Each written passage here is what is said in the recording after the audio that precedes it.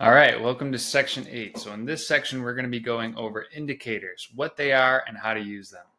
So I'll move my face. I can leave it right there for right now. So really, indicators are just a separate suite of tools, measuring devices that you can put on your charts, depending on whatever. If you're using a broker that allows indicators, or TradingView, which is what I personally use myself. And they're a way to kind of measure what's really going on with either price action, ranges. There's kind of a whole plethora. We're going to get into some of the main ones that I think everyone should know about and what they really mean. What's the actual language behind them, what they measure. But indicators aren't really necessarily something I say, hey, you live and die by indicators. They're always right. There's always this, there's always that. There's nothing that's ever truly absolute in trading. But indicators are a great tool to use to provide yourself with more confluences and confidence in your entries and exits. So, indicators. They're basically, like I said, they're a suite of trading tools. They can be used on multiple different platforms. Again, I like to use TradingView, and in a second, we'll hop over here into TradingView as we go through these different indicators. So I can show you what they look like on your charts and what they can be changed to so you can see how price reacts to them. They can be very, very helpful for making trading decisions. I use them for confluences, for entries. Are there any indicators that are perfect and always right? No. Like I said, there's never an absolute 100% this, 100% that with trading. It's important when you're using indicators to truly understand them. Understand exactly what the information or the visual that the indicator is telling you represents. Simply just looking up online, hey, what are the best indicators to use for trading? Putting them on your chart and then just taking trades based on some TikTok or Instagram reel that you saw that says, oh, do this when this happens. That's not going to be the best case for you unless you really truly understand what that indicator is measuring and what it's telling you about the current price action at that time. So once you understand what the indicators are, once you understand what they're measuring, then obviously it's going to become much more valuable to you, your trading style, and your trading strategy in order to trade consistently profitably. So the first one that I like to get into are the EMAs. Now, there's a whole bunch of different terms. There's EMAs, SMAs, HMAs, TMAs, TEMAs, VWMAs, VMAs. They're all obviously acronyms for some longer worded version of what they really are. I'll move my face over here real quick. So, what is an EMA? Well, an EMA stands for an exponential moving average. And really what it is, it's essentially a moving average line that more or less follows the trade, or sorry, that more or less follows the price action based on the candle bar time selection that's been selected as the trading is moving. It is a little bit more spiky than an SMA and some of the other variances of EMAs or SMAs that exist out there. And really visually, you can see, this is a great image, the difference between an EMA and an SMA. If they have the same number, if they're measuring the same moving average over time, an EMA is going to be a little bit more spiky, as you can see here, than a smooth moving average, which is what you see here with the SMA. So an EMA, read it right off the top here, it's a type of moving average that places a greater weight and significance on the most recent data points. It reacts more quickly to price changes than a simple moving average, and most traders are going to use it to identify either trends or potentially dynamic support and resistance levels. A simple moving average is just a type of moving average that gives equal weight to all data points within that specific period. It's going to be less responsive, or as you can see, less kind of jittery than the EMA, so to speak. And people usually, again, are going to be using the SMA or simple moving average to identify current trends, long-term trends, or potential dynamic support and resistance zones. And so with that being said, before we go into, and we'll hop into the next slide really quick. To go more in depth with the simple moving average, and here soon we'll hop over into TradingView so you can see these things more clearly. The definition of a smooth or simple moving average is an that's a crazy word. Is arithmetic mean of a given set of prices over a specific number of periods. It smooths out the price data and gives it more of an easy, cleaner trend to follow along with. The SMA is calculated by summing the SMA is calculated by summing the closing prices of a security over, and then it divides that sum by the number of periods. Again, what are the uses for it? Basically trying to identify trends where the market's moving or where it looks like it's moving. Most common denominator that people use, if price is above an SMA or an EMA, it's considered bullish, at least in that moment. And if it's below, it's considered bearish. Again, not absolute. Don't use it just verbatim for that. But it also can be treated as dynamic support and resistance levels, right? If price is coming up to a higher number EMA or SMA, like let's call it the 50 SMA, and price is coming up to it, that could potentially be a point of resistance. And we'll show you exactly what that looks like here in a second. Okay. Another really important thing to understand is moving averages. You can obviously customize the length of them. And the length is really telling it what sort of period of data you want it to look at in order to calculate that line. It really determines how sensitive it is. So if you have a really, really low moving average, let's call it like something crazy like a 2 or a 3, well, the moving average line is going to basically move with the candles as they go up and down. Whereas a more long-term moving average, let's call it 50, 100, 200, are much less sensitive, and the line is not always going to be directly intertwined with the candles at the time. It's going to be more of a larger sort of big picture overview. Okay, and so let's just hop into this chart really quick. This is a chart for the YM futures. And you can see here I have a couple different moving averages on my charts. I go into more how I utilize the moving averages with my trading strategy in the premium course, but this is for you to get a visual. So I personally like the EMAs more than I like the SMAs, just because I do like more of that hypersensitivity. But basically, as you can see here, this should show it pretty clear. I have an EMA 20, 9, 50, 100, and 200. And I also have the volume on here, which we'll get into that in a bit. But basically, this right here is your 9 moving average. And as you can see, it's trailing closely with the price action. It's not necessarily intertwined within the candles, other than you've seen these points here. But this is basically telling me, hey, here's an overall 9 moving average. In my opinion, when price is below the 9 moving average, it's technically a bearish chart price action that's going on. Now that's because I'm trading on the 5-minute time frame, as you can see up here. As you adjust the time frames, these lines will adjust as well. As you can see, here's the 21 or the 20 moving average. So it's, kind of close with the lines, but it's not as extensive or far reaching or as intertwined. It's a little bit more averaged out. And obviously, as we start to get into the other ones, here's your 50. Again, not going up all the way as high, not going all the way down as low as the 9 or the 20. Here's the 100, basically right in the middle, and the 200. And so the way that I look at them, especially with the EMAs or SMAs, and you can tweak them and find which one works best for you, right? This is all coming back to a principle we'll talk about later, which is going to be back testing and looking for patterns.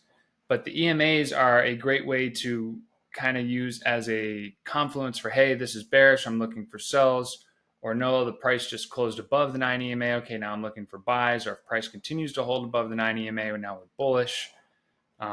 This could have been a scenario where you would have taken a sell, and here comes the 50 EMA, which is usually a decent wall. It's not like an impenetrable wall, but you can see it had a little bit of a hard time initially breaking through that 50 EMA right here. And then eventually it broke through and continued down to the 200, where it just couldn't really break the 200. And so unlike some other trading styles where you're looking at previous day high and lows, and those are obviously important numbers and pricings to look at, these EMAs can serve essentially as a dynamic support and resistance.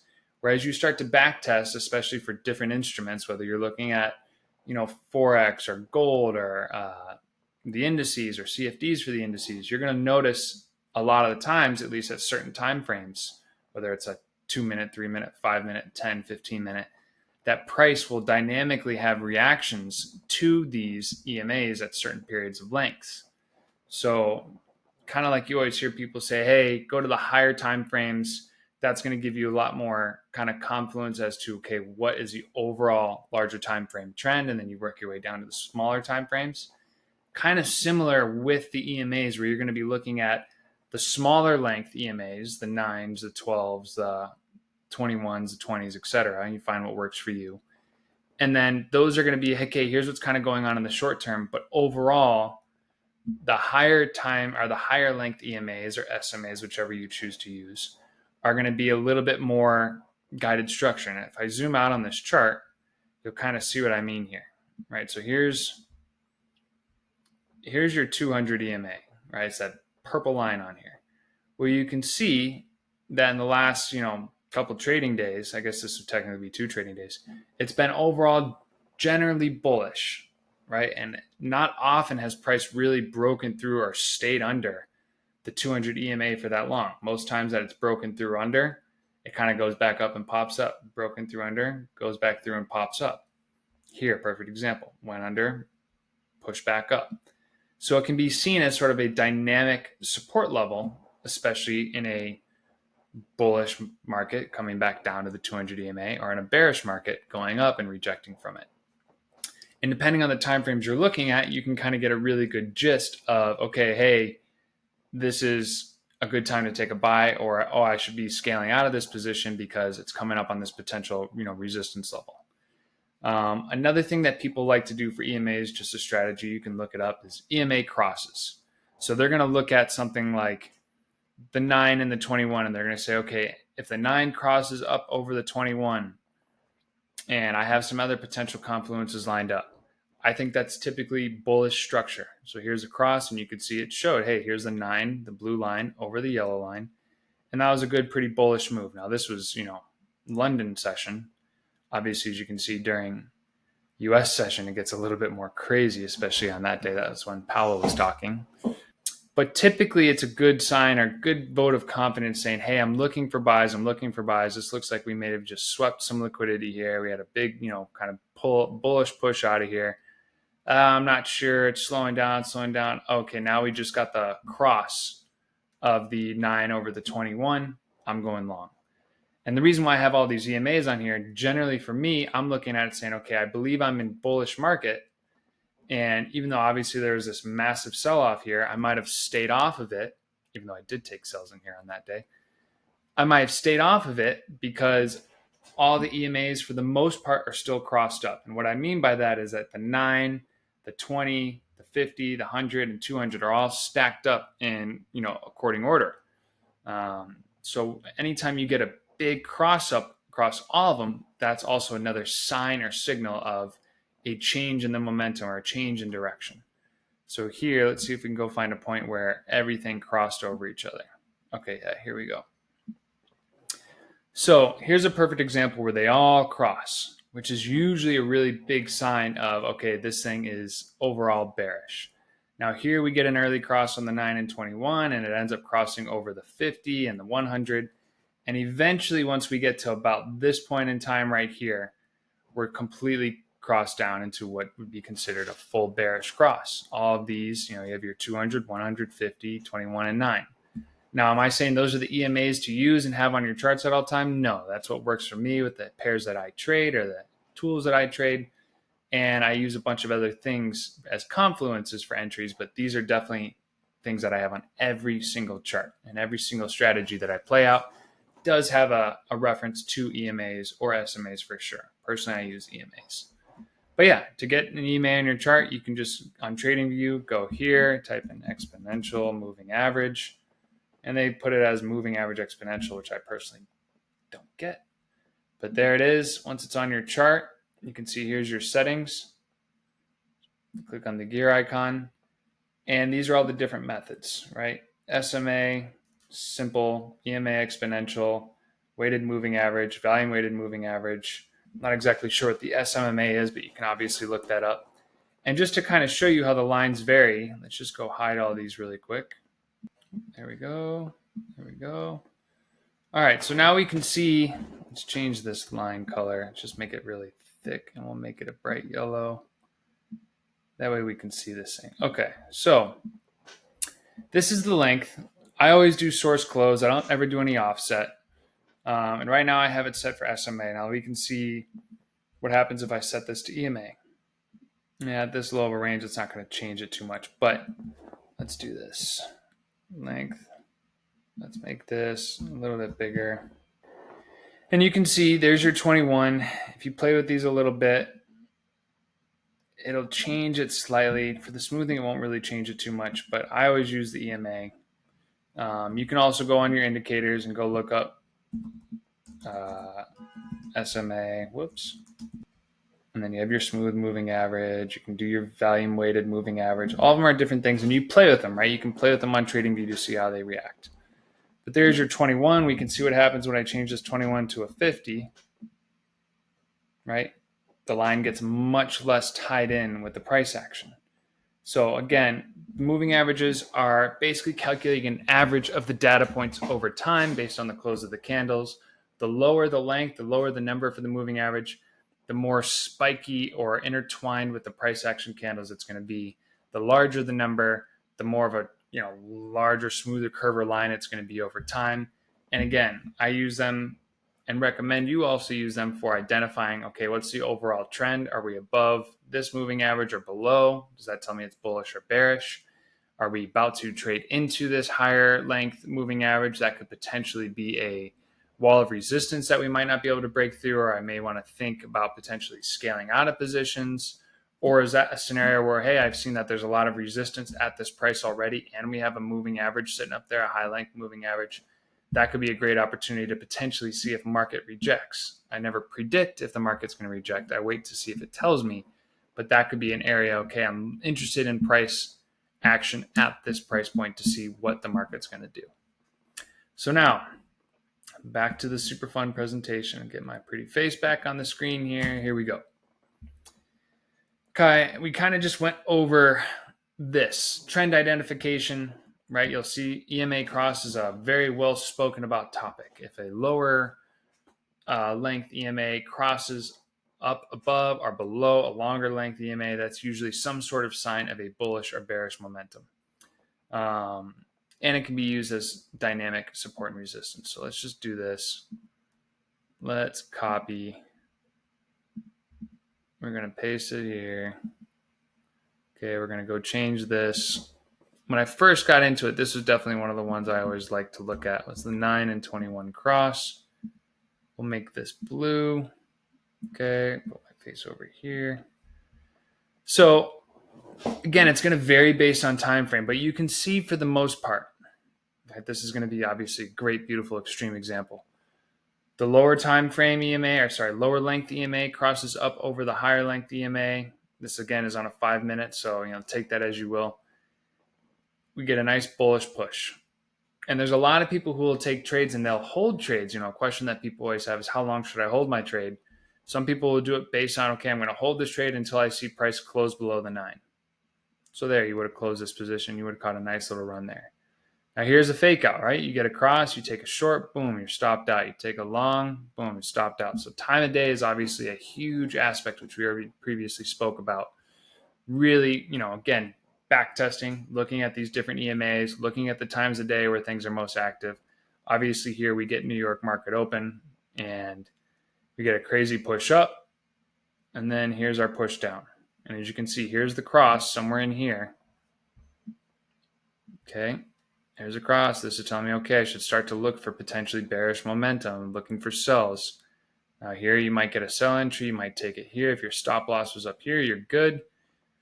Depending on your risk management, which you get to later in this course, this could have been a beautiful, nice, long, clean trade, at least down to this point. If you exited off the 9 EMA, I know there's a guy out there who only will close a trade if it closes above the 21 EMA. So he would have been able to hold all this down to here, and then, most likely would have ended up closing out here before it flushed down even more. Now, the crosses aren't guaranteed. As you can see, this could be a fake, all right? This is the candle that created the cross. If you bought up here, you're buying right at the top. Hopefully your risk management's dialed in. And then here's the next cross. Sell here. Hopefully a stop loss above this range, depending on your risk management. And you catch a little move down. So as you can see, the EMA crosses are definitely something viable. I'm a huge, huge advocate of EMAs. I have EMAs directly entwined into the actual strategies that I personally trade, and I also teach them a premium course. But there's plenty of free information out there, and I highly recommend, YouTube University. You'll see a lot of helpful information about EMAs. So next, MACD. This is also one of my favorite indicators out there. I love the MAC. What is the MACD? What does it stand for? Well, the fun scientific name is the Moving Average Convergence Divergence. Well, what does that really mean? Essentially, the MACD consists of two moving averages, which is called the MACD line and the signal line, and a histogram. And I'll show you all what this is back on the chart. So some of the signals that people will take off MACD is actually kind of similar to those EMA crosses. They'll look at it as a MACD line crosses above the signal line is considered bullish, and a MACD line crosses below the signal line is considered bearish. Now the histogram, which is what I like because it's kind of like an earlier hedge or insight into what potentially might be happening with those cross lines. It's basically a histogram that's going to kind of show the strength of that signal and sort of show how momentum is changing. Um, really, all the MACD is, it's a relationship between moving averages, and a lot of people use the MACD to look into buying and selling signals. So, for example, let's go look at the MACD here. Let's just go to today's date. Okay, so here we go. We'll go look at when New York picks up. So perfect example. This is your MACD, right? You have your MACD line, you have your signal line. So blue crossing over. So when it's above, hey, we think that we're bullish. And you can see here, we were quite bullish and we pushed up a good bit. But then as soon as that line starts to cross, boom, there's a massive sell-off. And then we get another cross here again, as you can see, of the line. We start to go up and we start to go down. So that's the MACD and signal line cross. And again, those settings can be tweaked and changed, right? If you go into here, you can adjust all those settings. I personally don't. I don't recommend that you do, but you can go and adjust the length of these and you'll see that'll adjust the lines respectively. So, right, so just so you can see, the fast length is going to be blue, the MACD. Slow length is the signal, yellow. So if I go adjust this blue and I go make it, let's just go up. Let's go to 40, even though that wouldn't make any sense. Let's go down. Let's go down to 6. Okay. So you're going to see the lines change slightly, right? You get a lot more kind of chaos in here. And then kind of similar to the EMAs, right? So the lower you go, the more crazy spiky it's going to be. If we go up to, let's just call, I don't want to go exactly up to 26 because then I'd just be overlapping each other. Let's go to 18. Right? So now it's a little bit cleaner, not as, spiky, even though here it's a little bit choppy. But again, I don't personally mess with it. I leave those all right here. I leave the settings as is, 12, 26 for fast and slow length, signal smoothing is 9. Oscillator and signal line are both based on the EMA. We're waiting for time frame closes, which means we're waiting for candle close before the lines and the histograms adjust. And then obviously you can change your colors and your thickness.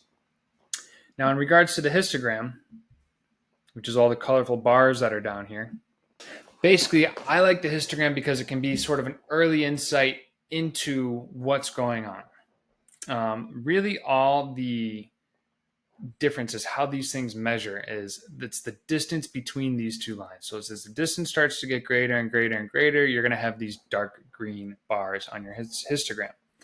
And as it kind of the distance slowly starts to stall, this little distance here, and we get tighter and tighter, then those dark green bars will go into a light green bar based on the color scheme I have set up. And that's sort of a warning to me saying, hey, this momentum or this current move, this push up that we've had may be slowing down. It may be tiring out. So heads up. It's not like a signal to say, oh, close, you're done, you're dead.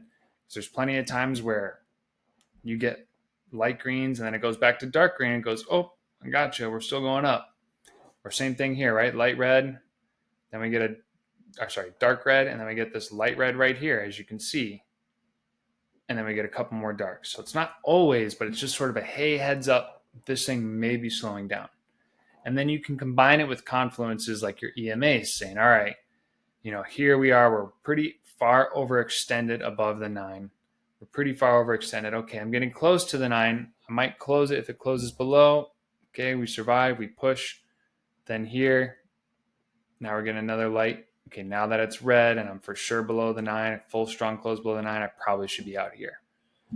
So those are different things that you can use and backtest with. But the MACD, for me, I like it a lot. It's definitely one of the most important things that I use with my trading personally, at least in regards to my confluences. And obviously, it'll adjust based on different time frames. So let's go to the 1 hour, right? Now you can see here, it's sort of similar. Okay, we start to get some light reds on the MACD histogram. We're thinking, okay, could change, could change. We're also potentially about to get a cross on the MACD and the signal line. Now we basically have a cross. We have a dark green. This might be a potential good entry. If you're doing swing trading, obviously, this is on the 1 hour. And you might look at it and say, I'm going to wait till we close above the 21 here. Well, there's your close. If you took that long, we've got a nice little run. Now you would have been holding your breath on this little wick out here, but nice little run. So MACD is a great tool. One of my easy top 5 indicators that I personally use. All right. So now we kind of just went over how to use it on your charts, but it's a great way to kind of get an idea, especially on higher time frames, what the direction of the trend is, if we believe it's bullish or bearish. If the MACD line is crossed above the signal line, we're looking at it to be a bullish market. If it's below, it could be potentially a bearish market. Doesn't mean it's absolute, but it's usually more oftentimes than not a pretty consistent gauge of what's going on with the market. Divergences are another thing that a lot of people preach. I don't necessarily per se myself use them as strategically as others do, but there can be divergences where you might see the MACD might be saying, hey, price should be going lower, price is bearish, it should be going down, but price is moving up. And some of the things that I have seen in regards to divergence, especially with the MACD, is there are times where you might have, like, for example, let's see if we can hop back into it. You might have a time like this where, here, this is a great example. This is showing bearish momentum, right? But it's not really pushing down that much.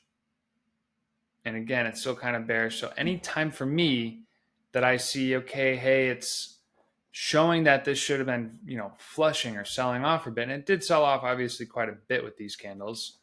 But anytime that you see that the MACD is telling you, okay, this thing should be pushing down or it should be selling, and it's not, that usually can be a sign of divergence or potentially a sign of actual strength. Hey, the market doesn't have enough sellers to really want to go push this price down. So that means at some point we might be looking for a quick liquidity grab before price bullish flips and goes and pushes up, and we get into the dark green MACDs. But anyways, that is my kind of quick rundown of the MACD. There's obviously plenty of extra videos out there on YouTube, but I do like the MACD. I like the MACD settings that come pre-built into TradingView. I don't mess with them too much. You could change the colors, change the thickness of the lines. I like the histogram just as much as I like the MACD line crossing over the signal line. I do go over my exact strategy with how I use the MACD every single day with my trading strategies. And it's been working great for me. So if you want to learn my exact strategy, you can. You just have to go to the premium course, and there will be a section on my exact strategy with it. So next, RSI. I like RSI. It's obviously a very commonly used indicator. RSI stands for the Relative Strength Index. Really, it's a momentum indicator, kind of similar to a lot of these other indicators. It's basically going to be used to tell you if the price seems overbought or oversold. It doesn't mean that, hey, this is the exact price point where price should reverse. It just means compared to the average pricing that's been going on, this is a trading at an above premium level or trading at a low discount level. It really measures the speed in which price changes. So the common numbers, you'll see here, is a 70 for overbought and a 30 for oversold. So if the RSI line, as you can see, this is the 30. If price is trading below the 30, and we start to see, this is a divergence chart, but if you start to see prices below the 30, it might be a time where you might say, okay, I should maybe hold off on taking sells because we seem to be pretty oversold right now.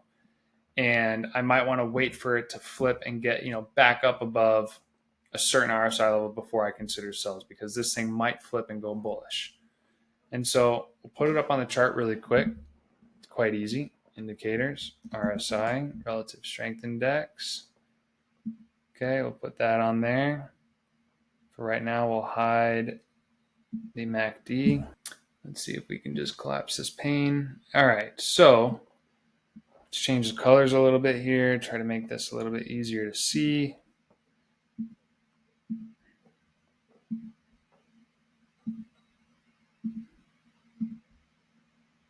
Okay. So the let's just make sure. Here's our upper band, 70, okay, 50. All right, so we'll leave these at the base. All right, so here's a good example. Let's hop over to a smaller time frame. Let's go back down to the 5 minute. All right, cool. So another great example of the RSI. So as you can see here, we started to spike. Now this again, remember, RSI is based on sort of the price in which speed moves. It's a momentum indicator. So just because you can see we were trading up towards like the 60s on the RSI for this whole period, right? We're almost, for the most part, averaging about 65 on the RSI. So waiting to take a short right when it gets to a 70 isn't necessarily going to be the exact absolute thing you do, but it's just kind of like a warning sign. And as you can see here, as we started to get above the 70, now it's telling us, okay, hey, we're at a premium, but look, we're well above the 70 here. This is on this first candle. There's still a lot more room that this thing went up before it eventually decided to reverse. Now, similarly with the MACD or EMA crosses, the RSI also has line crosses, and you can tweak and adjust the lengths of these lines to make them fit more fitting to your strategy, or basically make pattern recognition for you on the charts much more clear. But as you can see, we were still bullish. Now you could have potentially gotten faked out on a sell here, but maybe one of your confluences, hey, I won't take a sell unless it closes below the 9. But as you can see, we're starting to flip now. And then you get the cross. And now we're selling down. And then we start to sell down. We never get past the 30. And you can see we sort of bottom out here. And we get another cross. And we start to go bullish again. And then another cross and bearish. I mean, this is a nice, fun flowing chart for the day. And then we finally get close to about that 30, which is basically right at this thing's peak low. And then we catch a nice little micro move up, so to speak, depending on what you consider micro. But RSI is basically the relative strength index. A lot of people will use it to say, hey, once we get to that sort of above 70, I'm going to be potentially looking for shorts. I want to see market reject and create bearish price structure. Or once I get down to the 30s, I want to see market hit some type of support or develop some type of support, as we can see here. And then, potentially have a change in character and state of delivery where we get a close above the wicks. And now, okay, I feel a little bit more confident taking longs. So that's the RSI. Again, plenty of YouTube videos about it. It's another thing that you put onto your charts. And when you start to do back testing on your own to try to figure out your own strategy, you can use it as saying, okay, well, last time I saw the EMAs, or let's say you can do this. Like I saw the RSI start to get above 70 and I noticed that there was a cross. I've got a price close below, let's call it the 21 EMA. And I have, the RSI starting to push down. So I start to see bearish momentum. Okay, I'm looking for my next entry criteria. Let's call it a close below the 21. I hop in on that sell and I'm taking it down until I get a close above the 9 or a close above the 21 here. So great tool to use. Back test it, understand what it means, play with the settings as well, right? If you want to play with the settings, you go down here, click on the gear icon. Again, this is for trading view, but maybe I want to say I want my overbought level to be 80 and I want my oversold level to be 20. I don't know, let's go even higher. Let's try to see if we can pinpoint this thing directly. 85. Okay, so here's the 85, which is right here. So this is saying, okay, if I sold right at this candle, even though the RSI never gets above that point, you can see price still moves above it. Not a whole lot. Now, depending on your stop loss range, could have easily been stopped out if you put it above, whatever. But it was a decent point if you could have survived this little up push with your drawdown to then follow through with the sales all the way down, right? Go basically target pre-market, support and go clear out some liquidity and close out here, which you had plenty of time to do with all these wicks in that chop. So that's another way that you can tweak RSI. You can tweak the settings. You can tweak the line lengths to make this smoother. All right, so if we go here, inputs, we can make the length. Ooh, there's my grandma. We can go make the length 21. And you'll see, things get a little bit tighter, choppier. We can go make it 5. And that makes things much more extended and more extreme. So depending on your style, if you're scalping, you might say, oh, every time it gets up to here, I want to be looking for shorts. Every time it gets, over here, I want to be looking for longs. So obviously you can tweak all this however you want. I recommend starting with the base settings, looking for patterns. And then once you see those patterns with RSI and maybe confluences with your EMAs or MACDs, then you can start to basically say, okay, let me tweak the settings to see if I can fine tune these entries even better to make my entries as optimal as possible. All right. So we kind of went over the RSIs on the chart. Again, trend strength, RSI 70 considers it to be a little bit overbought. So if you get up to a 70, you might want to look for price to change and reject down. Again, 30 being oversold, might want to see if price can potentially change towards it. Now, if price is going towards the 70, as you saw, we do get these kind of moves, right? It's rare that RSI just sits right here like this unless you have a clear chop zone. But as you can see, price will move up and it'll move down. It'll move up and move down, just like standard price action. So you can kind of predict and anticipate reversals. You can predict and anticipate price is going to be bullish, right? So if you get in a long 30, you might just say, hey, I'm not going to sell until it gets up to the 70 on the RSI. Those are, again, things you're going to have to back test and see how well they work consistently over time with proper risk management. There are things called RSI divergence. This is a quick little image I pulled up. You can go pull those up on Google, quick Google image search, YouTube search. It's going to show you different RSI divergence recommendations. And you can see the divergence is basically a difference between the price action, lower low versus a higher low. That's considered a strong bullish divergence. So those are things to keep in mind. Not necessarily personally how I trade. It's not necessarily something I intertwine with it. I don't even have RSI on my charts. I have it on a separate chart that I use when I'm looking at the higher time frames just to give myself a bigger picture. But at least in my intraday trading, I'm not using it on my charts, but definitely a very powerful tool that a lot of people use. All right, volume, the very, very ever important volume. So volume on a chart, what is it? It's basically the number of shares or contracts that are traded in a security in that market during a given time. It can be an indicator of market activity and liquidity. High volume indicates, hey, there's a lot of action, a lot of strong conviction, while low volume means, hey, there's not a lot of interest.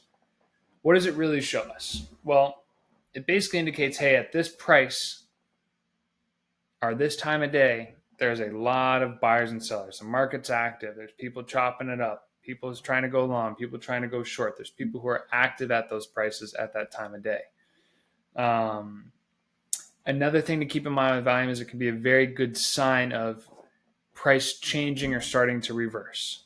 So if price is really bearish and it's coming down, and all of a sudden that volume slowly starts to dwindle and stop, that tells you that there's just not as much interest from sellers to continue to push the selling price down, and the seller momentum might be slowing down.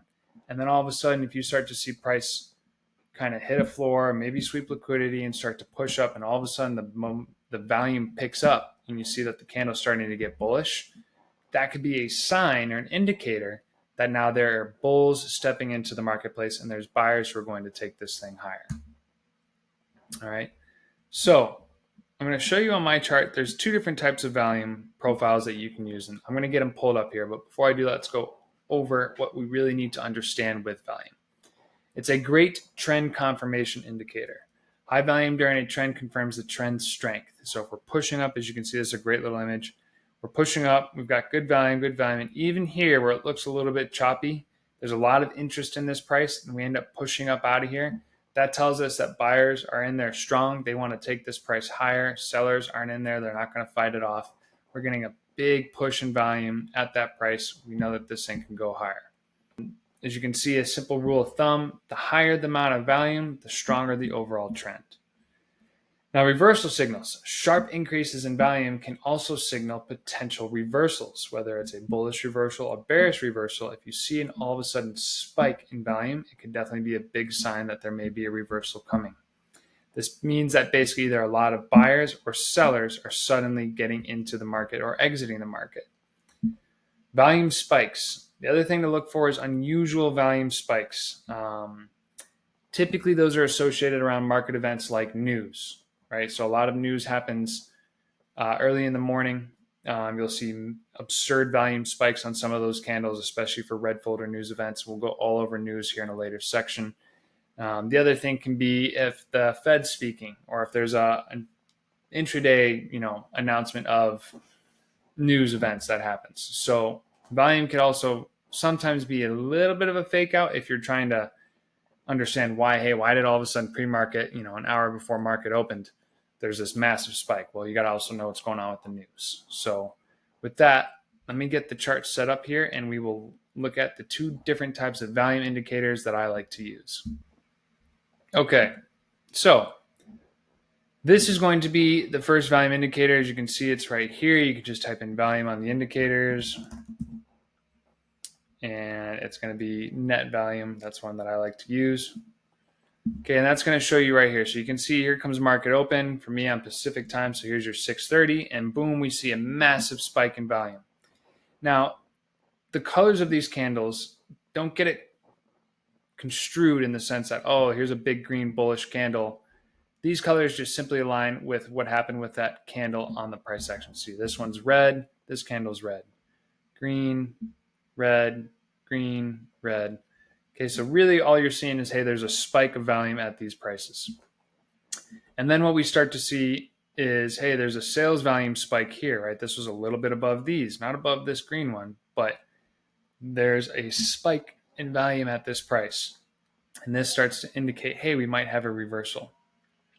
And then here you get a spike in bullish volume, right? So the candle obviously was green, but this spike is above these. So, okay, hey, this thing looks like it might be going up here. There might be bulls, buyers stepping in. Same thing here. This is also a little bit of a fake out. We get this big sell-off candle. This was a clear liquidity grab. Grab this liquidity below. And we start to get a little bit of a bullish push out of here. So volume's a great way to see, okay, when are the markets active? Now you can look at pre-market. Look at that difference in volume, right? It's obviously very clear, hey, there's not a whole lot of volume going on here, which usually means, at least for this instrument, which is the Dow, it's not best to trade during these periods of time. So you might see EMA crosses or MACD histograms or MACD crosses that say, oh, look, this would have been a good sign. And you obviously have some pretty clean moves here without any sort of, pullbacks. But depending on the instrument you trade, and this will all come back to your back testing, you're going to see volume plays a very, very integral role with how much price can really move in any given day or any given moment or any given candle. Now, the other one that I really like to use is this fixed range volume profile. So when you click on this, you're going to see this thing that comes up that says click a set point. Okay. And so what I'll do is I'll go choose market open. I'll go all the way up to the swing high. And what's great about this tool, at least for me, is I can see in this little time frame, this little window of high volume activity, right? Peak volume basically for the entire day, except for this little weird one-off here towards market close. This is telling me that, okay, of all the prices here, this is where we had the most activity, specifically here around this 41,460 range.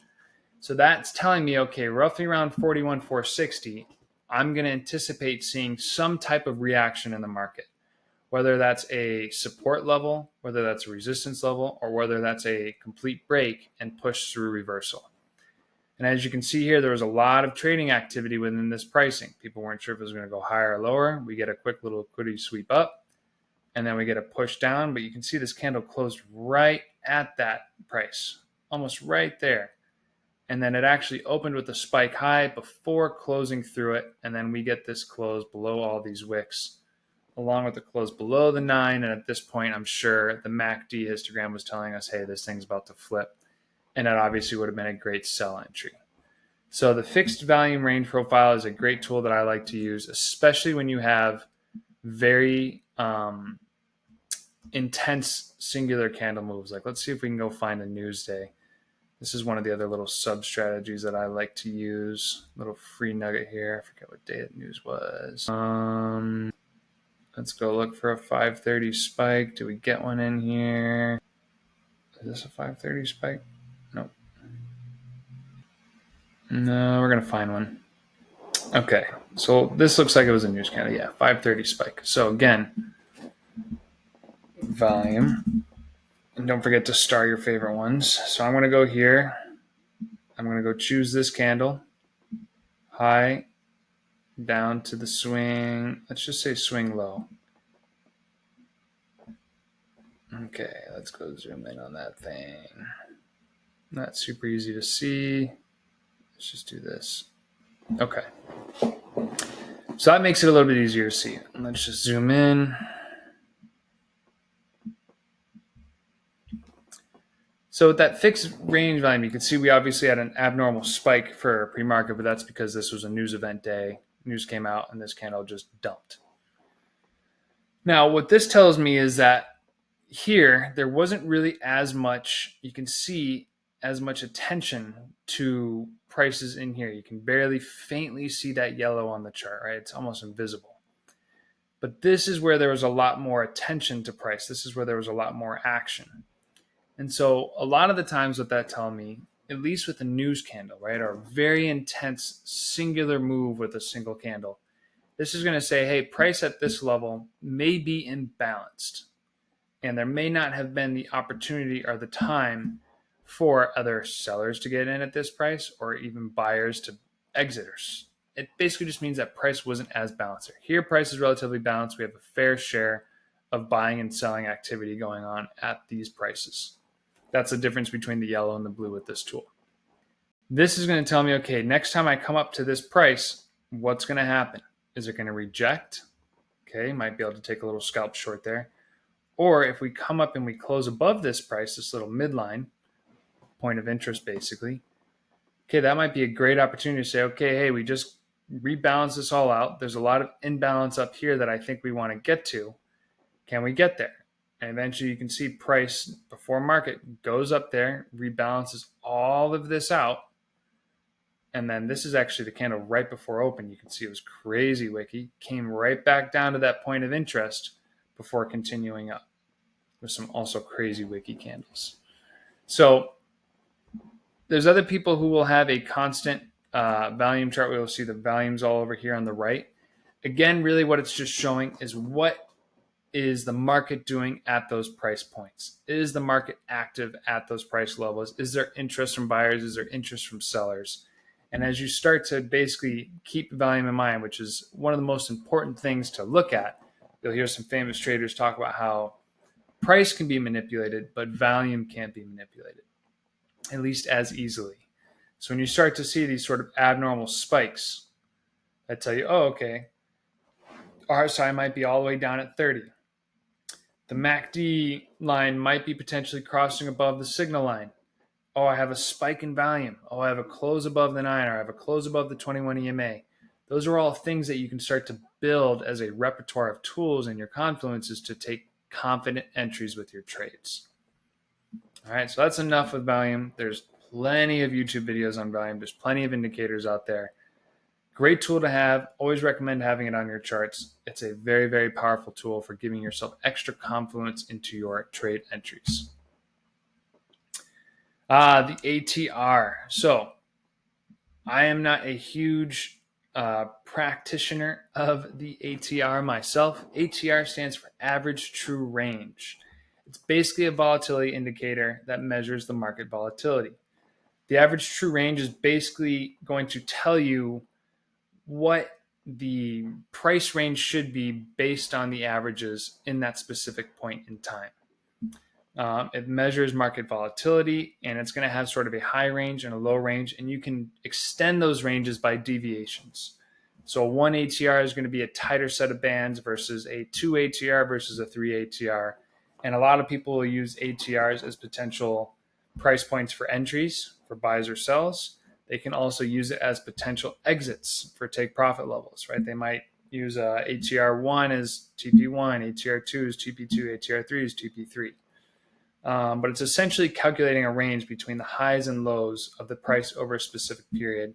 And it helps traders to really understand how likely or how much a price on the market is willing to move or likely to move in that set given period of time. So to show you guys what that looks like, I'm going to put the ATRs on the chart and we'll give it a gander. Okay, so as you can see, we're back to the charts. We have two different average true range indicators pulled up. As you can see, let me hide all of this other stuff so we don't get confused here. We have this indicator, which I really like. It's the average true range indicator. It's created by, let me make sure I have it correct. Average True Range Channels by Her Bertling.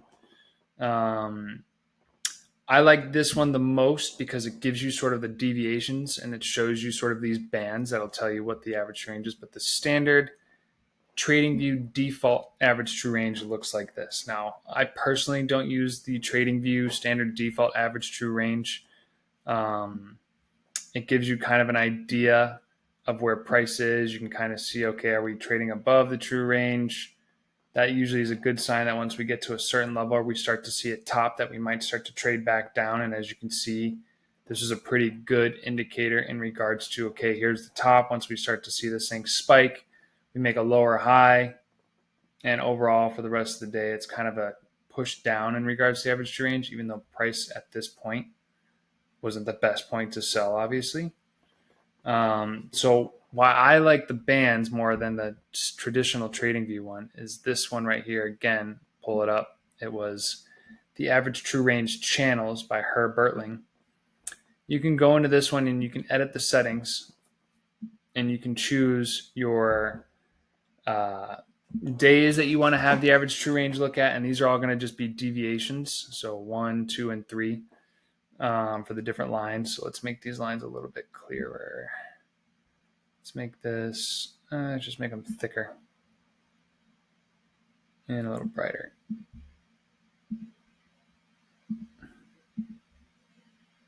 It might be a little too thick. And this one will go here. Same thing. Whoops, let's make it a little thicker. And then we'll zoom into the chart here in a second.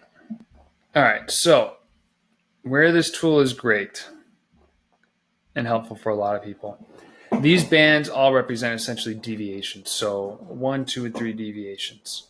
The black line is going to be your center line. This is kind of like the average range where price should be at, or where it thinks price should be at based on previous calculations and what's going on with the current candles. So as you can see, one strategy that people will use is they'll say, hey, if we get up to the second or third deviation, or in this scenario, the orange or the red line, I'm going to potentially be looking for shorts, because it's not that often that price continues, at least outright, to push up past and above beyond the second and third deviation of an average true range. It usually is going to trade somewhere in between these bands. It's going to bounce in between them, kind of like support and resistance zones. And as you can see here, it's a perfect example. We start to push up out of the actual third band for the average true range, and price starts to slow down. We tap into the first band. Okay, that might be a scenario where someone would say, hey, this could be a good spot to enter because we've been to the second and third band before already. Do I think we might have a chance to push up to the third band again? They might, right? That's just something you have to look at and back this. I personally don't trade aggressively with the average true range. I think it's, in my opinion, a little bit more applicable to swing trading or small time frame scalping. But it's a great tool to use because you could be into a trade. Let's say you hopped into this short, which we've been talking about pretty much this whole session here. This might be a scenario where you say, okay, I just broke through the first band.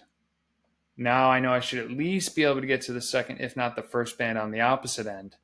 And look, you can see we had a little bit of a harder time breaking through that first band before we ended up pushing into the second, and never really ultimately get to the third until way later in the day after giving up all that.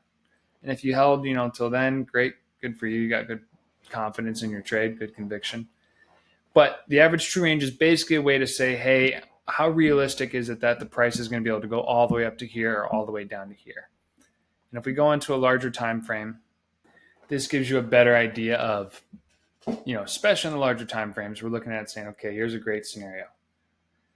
We're coming off the mid-range, and maybe the indicators are showing that we're bullish. You can see here we're swinging up. And I might be able to say, okay, at this point in time, I'm looking to take a large swing trade and have this thing go push up to this third band on the average true range. Well, as long as you're, hopefully trailing your stop up, or you had really good risk management, we eventually get there. We actually punch through it before rejecting all the way back down to the midline and then going back up to the third line. And we sort of basically bounce within these bands. So generally speaking, the average true range is basically going to be a kind of a heads up guiding insight into this is really realistically how far this trade may go in this specific amount of time. Doesn't mean that over the next week or two it can't go higher, can't go lower. Obviously here, once we got to the third band, price eventually, the next day basically ended up pushing higher. So the average range is a great tool to use. The bands are super helpful. But at the end of the day, as you can start to see, you can get really, really cluttered with lines all over your chart. Okay. And this is what you don't want to do, because this is almost too much information overload, right? You start to put the MACD on there. You start to add the RSI on there. Now you're going to start looking at this saying, okay, well, now I have 16 different confluences that I need to have all lined up perfectly to take this perfect trade. And that trade still might not end up working out based on your risk management, stop loss, and take profit levels. But you can start to combine them and say, okay, look, we're at the bottom third. Now do I want to think, is there a chance this thing might reverse this? This thing seems to be a little bit overextended to the bottom. Maybe the RSI shows at this point that we're at a 30. Okay, now I might be looking for longs. Do I get a big bullish push up? Okay, we do. Is there a volume spike? Okay, there is. Do I get a close above the 9? Like, now I feel like there's confidence that there's buyers stepping in. The histogram is showing another second, third, light red. Okay, now I get a close above the 9. I'm back up above the first deviation. Now I might be willing to take a long to go all the way up to the first upper deviation. And that would have obviously been a nice, clean little trade. And if you had the cojones to go all the way up to the third deviation, great. So the average range is a great, great tool to use. Once you back test it, learn it, see how that average true range is affected, especially during higher market volatility times like New York session and London session for certain pairs or instruments, and then also combine it with confluences from other EMAs. Okay. We just went over this using it on your charts. It's a good sign of trend strength. It's another great tool to use for risk management. If you get in on this entry, on this long, you get a close above the first, the first lower band, you might say, okay, that's my stop loss down there. And as long as the trade keeps going up, I could trail my stop, or I could just be willing to say, hey, I'm going to hold this until I get to my take profit level of the first band above. But it's a great tool to use to set take profit levels, great tool to use as a stop loss level. And it's also just a great tool to basically recognize, okay, price might be overextended, it might be oversold. These might be times where I could be looking for a reversal or a potential entry. Or to get out of the trade, start to scale out, right? If you're in a long and price is overextended up, you might be thinking, okay, let me take a few off. And then obviously be happy you did on this wick out. Maybe your stop loss is basically back at your entry over here. Let's say over here. You don't get stopped out. You were lucky enough to leave a runner, and the runner paid off. You'll just have to play with those settings, play with those ranges over time. So, choosing indicators. All right, folks, we're almost done with section 8. But obviously, there's a whole plethora of indicators that exist out there. There are endless amounts of YouTube videos that go over different indicators, different custom indicators, how to use them, how to customize them, and learning how to combine them together. Obviously, using TradingView to put indicators on your chart is relatively simple. Seeing the lines on there is relatively simple, but understanding the information that the indicators are telling you and then using that in conjunction with other indicators and combining those confluences together, that's going to be, at the end of the day, what helps build you a custom trading style that works for yourself, the times that you trade, the instruments that you trade, the risks that you're allowed to put on or are willing to put on, and the profit targets that you're willing to take. And back testing is going to be key with all of this. All right, so you're going to be looking at these different indicators, and you'll see some charts, especially at certain times of day, EMAs might not be helpful because there just might not be enough movement. Or volume might be completely unhelpful because you might be looking at Asian sessions saying, okay, US 30 doesn't trade at all, or the Dow doesn't trade really much during Asian session. But a pair in Forex like GJ, GBP, JPY, well, that's going to have a little bit more action during Asian session. And indicators might be more applicable there. So again, kind of stating back to earlier how we spoke in this course, knowing what times you want to trade, knowing what instruments you want to trade, take those times, stick to those, and then start to look at back testing with different indicators and start to build up your confluences and your trading strategy. Test, right? Big old red test button on the screen here. Back test, back test, back test. I can't tell you, I've spent more time back testing when I first started than I did actually on live charts and just trying to guess. Because back testing is going to allow you to see confidently what patterns, what entry criteria works for you with that specific instrument you're trading and time frame you're trading on versus others, versus trying to see, oh, okay, I'm going to paper trade in a live market, and today I'm going to try these EMAs and see how things work. Today I'm going to try this RSI strategy and see how it's going to work. The main thing you want to do is start to back test, and you start to, like what I did is I would go learn from others, learn what they were using, what EMA lengths they were using, what confluences they were using for the MACD or RSI. And then I would start to go look at what instrument I wanted to trade and what times I wanted to trade and see how those align. And then I would start to tweak the settings of that indicator in TradingView and see, okay, well, if I made the EMA shorter, if I made it longer based on these other confluences, does that give me more options to trade, or does that give me more confidence or a higher consistent winning rate or profitability by tweaking those? So as you start to experiment, then you can begin to adapt. Again, similarly, you want to start to use these indicators to build confidence. There's never going to be one singular strategy that works completely outright. Your goal is to find a strategy that has proper risk-reward management that's going to win at enough of a consistent rate that's going to allow you to be profitable. And there'll be a chart that I share later on, but if you look it up, if you have, let's just call it a 1-to-1 risk reward, you have to win at least 51% of the time in order for that to be profitable. So that means you have to win basically more than 1 out of every 2 trades, slightly more, and you'll be profitable.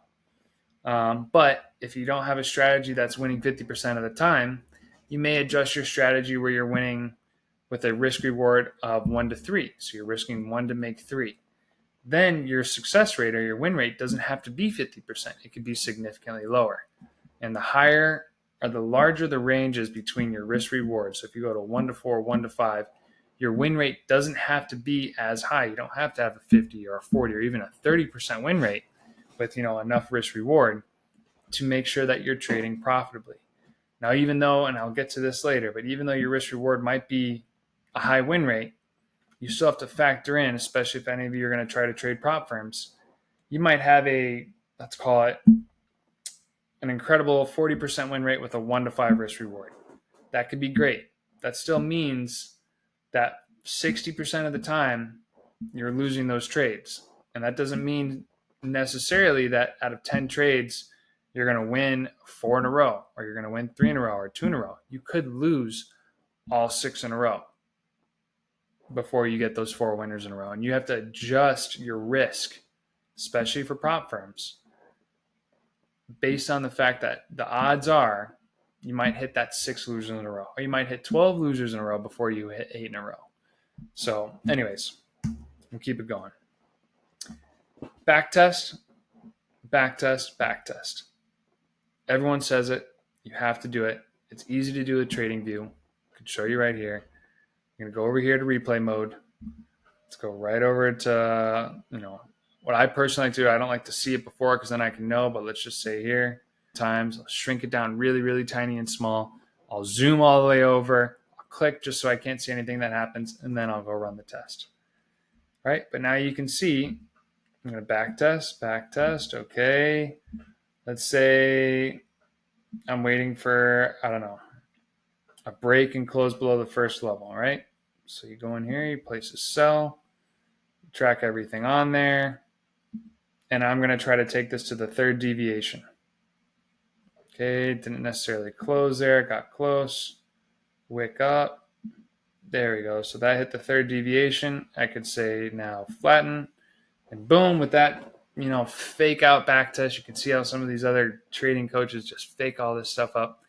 But that gives me an idea that says, hey, for that one single trade, I didn't put a stop loss or anything on there. Probably should have done something like this. I entered on the sell here, put my stop loss at the green deviation and target the red deviation. Or maybe I want to target a 2 to 1, which I didn't even get close on there now that I look at it. And let's say I want to target the stop loss above that high. Let me see if I can fake out a clean 2 to 1 here. Yeah, there we go. right? So I could say, hey, there's my 2-to-1 risk reward. And that might be a strategy that you can build up over time. Say, okay, I'm on the 1 hour time frame. I've got the MACD line cross. I've got the histogram changing to dark red. I've got a close below the first ATR band. That's my 3 confluences that I need right there. That's all I need. I'm taking the sell. I'm putting my stop loss above the wick of the candle for the 1 hour. And I'm going to go target a clean, 2-to-1. And here, you get to a 1-to-1 before retracing up. And then you flush out. So that's how you backtest. There's plenty of videos on backtesting more intricately. We'll talk about that a little bit later. But backtest, backtest, backtest. Then optimize based on your backtesting results. And then you start to validate your strategy because you have confidence. You've seen it. You've seen it work. And don't just backtest over one day and be like, oh, this worked. You can make any strategy work for one day. Go backtest at least. My recommendation, 2 months. 2 full months of trading days. That's 21 trading days average per month. So you're talking about 42 total trading days. And it's going to take time, especially if you're on the lower time frames and you have your confluences lining up a lot. Go track it, adjust it, see what works consistently over time. Now you have some validity to it. And right before you think you're ready to go choose another 2 months and go see how that strategy does during those 2 months. And then once you start to get confidence, then when you start to either go trade a prop firm account, a paper trade account, maybe you have the confidence to go trade your own money account. You should have that confidence knowing that, hey, this strategy works. I can be consistently profitable with this strategy, which will then impact your psychology to give you that confidence to go into the trade, to give you the confidence to stay in the trade, even though you might be going into a little bit of drawdown, and to give you the confidence to wait for that final take profit or initial take profit before taking your trade off. All right. Now we got 2 more slides here. So pattern recognition, obviously with the back testing, you're going to start to recognize patterns. You're going to start to see things that work. You're going to start to see things that don't work. And you're going to recognize why they worked, why they don't work. Those will be built into your confluences. You might say, hey, this strategy utilizing this EMA, this MACD, and this RSI, it's got this great win rate with the proper risk reward ratio. But what I've started to notice is that my losers are all happening in the beginning of the day, right? I start trading at 6:30, and for some reason between 6:30 and 8:30, it just isn't clean, right? Even though the strategy is the same, for some reason in that time frame, I'm recognizing that it's not working. So, okay, great. You can recognize that pattern. You can take and filter out those trades and say, okay, I'm not going to start trading until after 8:30. And then you slowly start to develop your strategy. Your observations begin to refine your strategies. They begin to refine your confluences. And you are able to start to tailor your strategy to specific markets and instruments that you're trading, which then not only maximizes your focus so you know exactly what you're looking for, you're getting those A+ setups, but you also have more confidence. Your psychology, you're going to hear trading psychology is a huge, huge, huge aspect of successful traders. And the reason why they're successful isn't because they figured out some magical formula by going onto YouTube or going onto here. They've spent hours, weeks, days, years on the charts, seeing patterns, seeing setups over and over again that work for them, testing them out, back testing them out, and basically refining them over time. And that gives them their confidence to continue to trade those setups. Okay. Now, with the personal trading strategies, I have my own personal ones. If you want to learn the exact strategies that it took me basically 4 years of my life and a ridiculous amount of hours back testing, not only manually back testing, algorithmically back testing, testing on different instruments, different time frames. I've done an ample amount of back testing, and I never stop. I'm always doing back testing because I might see something consistently happening on a certain instrument. I'm trading, I'm usually only trading one instrument, but I still keep other charts up because there is downtime where I'm not in a trade all the time. And I get to start to see, oh, look, this is happening on this pair. Let me go see what that looks like when I back test it. So I can start to customize things that fit my trading style. I like to trade on a lower time frame. I don't want to trade an hour, 2 hour, 4 hour. I'm trading prop firms, so my trades have to be closed by the end of the day. So even though it could be a great swing position entry, with the prop firms, it's not going to work for me. I can integrate those strategies into my overall trading plan much easier because I've seen the results, I've seen the consistency from the back trading, and therefore have the confidence to know that it should lead to the same, hopefully, results and confidence and consistency in real trading. And that confidence that you start to build from putting in the time and putting in the effort back testing, seeing it actually work out and play out on a chart, is going to make your live trading that much better. And even for my students who go in here and they pay for the premium course and they learn my exact strategies, I preach the exact same thing that I preach here. Okay, you've learned my strategies. You've learned my exact criteria for when to buy and when to sell, when to exit and when to stay in the trade. And I made it simple, not for them. I made it simple for me. I had to simplify my strategy so that it was so easy for me to follow that I have to basically be the bot. And I'll show you, I have this little thing on my computer. Let me take this little sticky note off. That says, be the bot, don't know a lot, right? I have this stupid little image right next to my trading desk. So I constantly can remind myself of the amount of time and hours that I've put into back testing and getting a strategy set up. So that way I can almost trade as unemotionally as a bot does because I know the strategies work. I've back tested them over literally 3 years since 2022. I've gone through every month, every day, and back tested those strategies to make sure that they're consistent winners. So I have that confidence. That's what's enabled me to have the confidence to trade on these prop firms and take withdrawals that have far, far outweighed my regular 9 to 5 job that I had. All right. So that's the free section on the indicators. Obviously, in my premium course, I teach you exactly the settings, the exact numbers, the criteria that I use for the indicators that I put on my chart and trade with. There's a ton of other information out there on YouTube for specific indicators. I scratched the surface of the indicators. Those main ones that I shared, the EMAs, SMAs, MACDs, RSIs, ATRs, volume, those are going to be your core 5-6 pillars there. Are there more? For sure. Are there other indicators out there that can work, that can help with your strategy? Absolutely.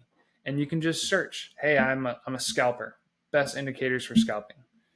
Best indicators for swing trading. Best indicators for trading gold. And you will get a ton of information, and it'll just be your job to filter through it. So with that being said, this was a long section. This is an important section. But that'll conclude section 8 in indicators, and I will see you guys in section 9. Cheers.